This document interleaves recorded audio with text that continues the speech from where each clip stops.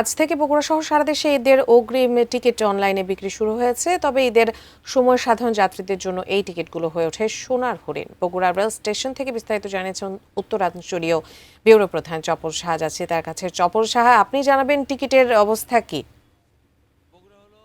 উত্তরবঙ্গের কেন্দ্র এবং এই বগুড়ার উপর দিয়ে প্রতিদিন 16টা ট্রেন চলাচল করে। এর মধ্যে লোকাল ট্রেনও রয়েছে।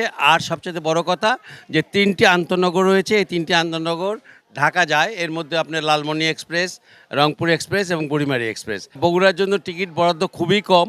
লালমনি এক্সপ্রেসে 42টি এবং রংপুর এক্সপ্রেসের জন্য 44টি এবং 45টি হলো বুড়িমারি এক্সপ্রেসের জন্য।